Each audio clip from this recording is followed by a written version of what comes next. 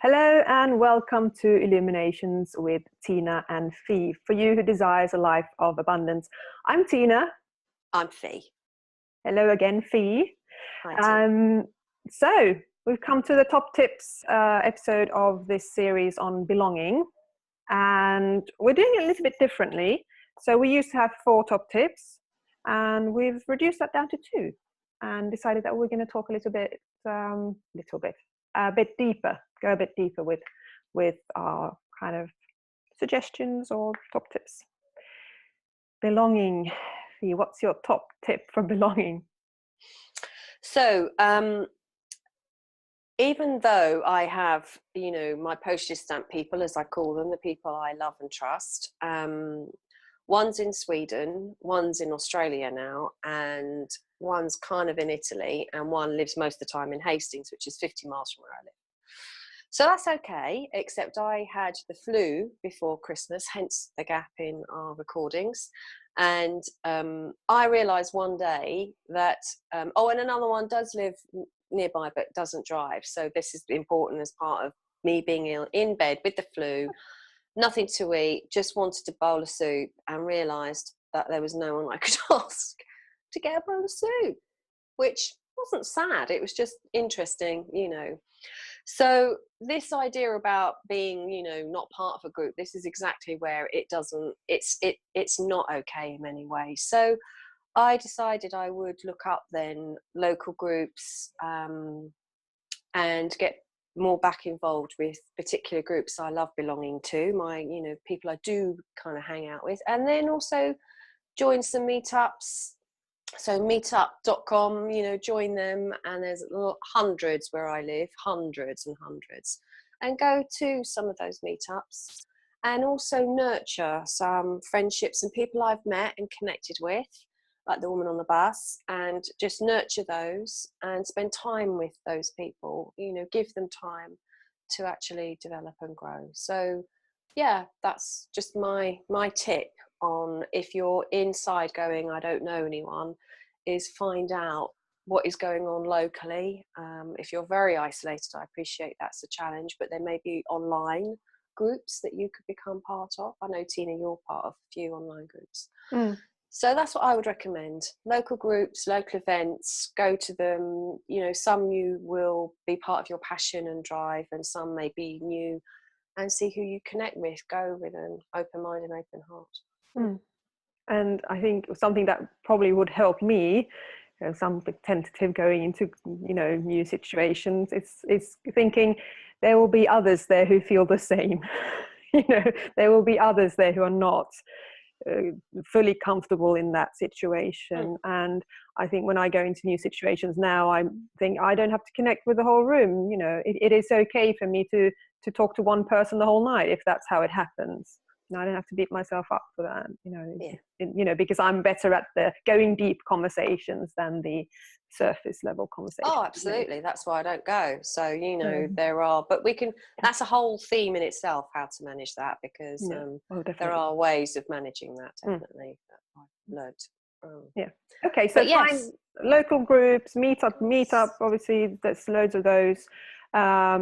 If there isn't locally, start with social media, or set your own up. I set my own up last year, do you remember? My own circle, and through that I've met 2 very good friends actually that I'm beginning now this year to spend more time with, potential good friends. So create your own. Okay, so I'll move on to mine, and I'm taking up a book, Harriet Lerner, The Dance of Connection. And this is really a great book for when you have your connections. It doesn't mean that everything's hunky-dory.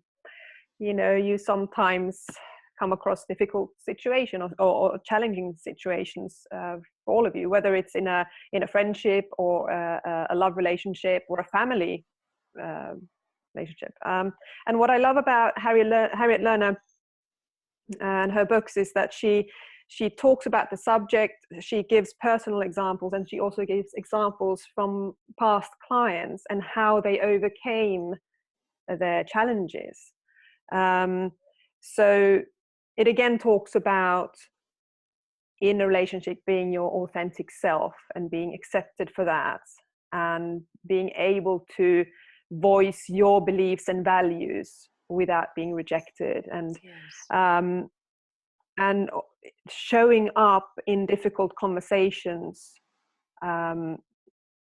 with your truth, but being open to the other person's truth, and seeing how you have also created the challenging situation by your own behavior. You know, it's all part of it, and it's Yes. coming out of the blaming.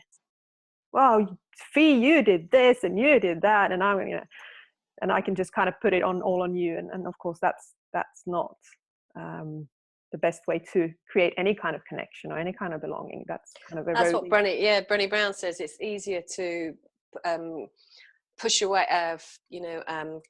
cast hate onto someone else or pain than being it yourself.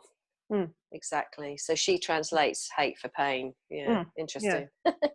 And I think we've talked about this recently, you know, of how, you know, maybe 10, 15 years ago, I was completely okay with blaming and hating somebody else. And now, of course, having, you know, being in the journey that I'm in and knowing that that doesn't help me or anybody else, that's a momentary relief maybe, but it's not a way to build connection or build yourself either.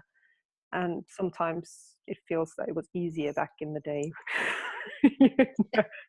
It's like, oh, okay, you know, do I have to take responsibility for my own actions and behaviors? Come on. Yeah, The I answer know. is yes, you know, like, God. But yeah, but this is a book to help you on the way of how to do it and how to manage it. Excellent. So there you go read it. I will. I will. I've read a few of hers, not that one. Brilliant. So that's it. Brilliant. For our top tips. Our top tips. Obviously, this episode is followed by one more episode in this series of belonging with a guest, and that will kind of complete this month's theme, and the next month we'll be back with another theme.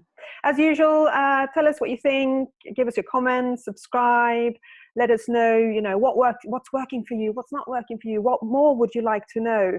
Should we take up this subject again? Should we talk about this in more detail? Should we do an hour-long special on belonging?